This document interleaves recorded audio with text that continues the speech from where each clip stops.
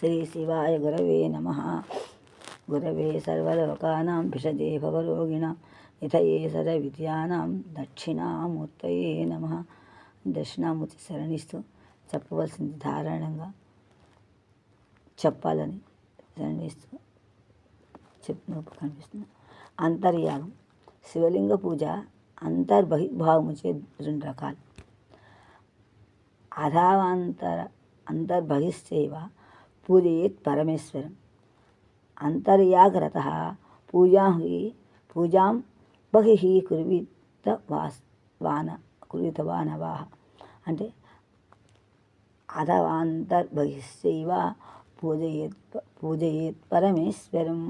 అంతర్యాగరతః పూజాం బహిః కుర్వీతవాననా.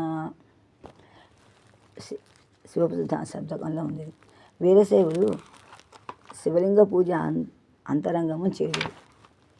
వీరు మహేశ్వరుడు విశేషించి బహిరంగముగా చేయుదురు. వీర మహేశ్వరులు విశేషించి బహిరంగముగా చేయుదురు. శైలైర్మహేశ్వరైశ్చైవ కార్యం అంతర్బహిక్రమాత్. సిద్ధాంతిగామన్. జ్ఞానయజ్ఞరైతులకు వీరశైవులు శివలింగ పూజ అంతరంగము చేయుదురు. కర్మయజ్ఞరతులకు మహేశ్వరులు బహిరంగమున చేయుదురు. శివాశ్రితేషు తే శైవ జ్ఞానయజ్ఞరతా నరాః మహేశ్వరాః సమాఖ్యాతాః కర్మయజ్ఞరతా భువి. తస్మాదభ్యంతరే కుర్యుః శైవా మహేశ్వరా బహిః. సిద్ధాంతిగామన్. నవాశ్రితేషు తే శైవజ్ఞానయజ్ఞరతా నరాః మహేశ్వరా సమాఖ్యాతాః కర్మయజ్ఞరతా భువి.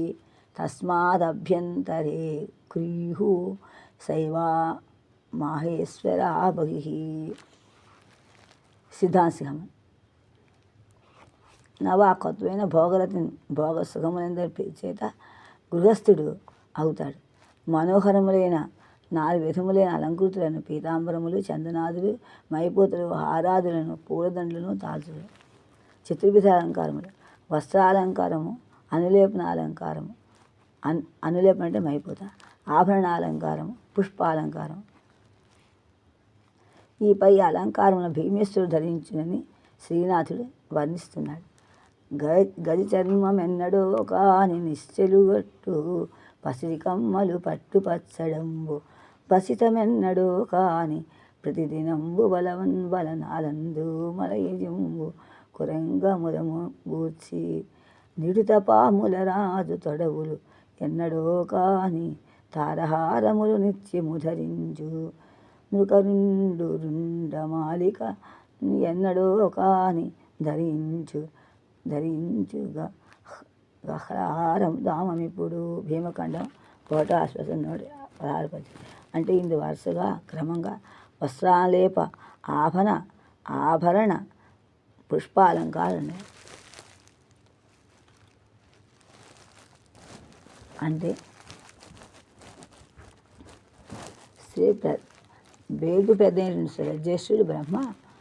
ఇక్కడ శివుడని అర్థం. బ్రహ్మశబ్దం జ్యేష్ఠుడనియే శ్రేష్ఠుడని అర్థం కాదు. బ్రహ్మశబ్ద శివుడు వామదేవ శబ్దం రూపాన్ని అనుసరించి వేడుపుల పెద్ద అయినది శివార్థం ప్రయుక్తం. వామదేవ అంటే వామశ్రేష్ఠాః చాసౌ దేవశ్చ వామదేవ. శ్రేష్ఠుడైన దేవుడు గురువా ప్రబోధిక.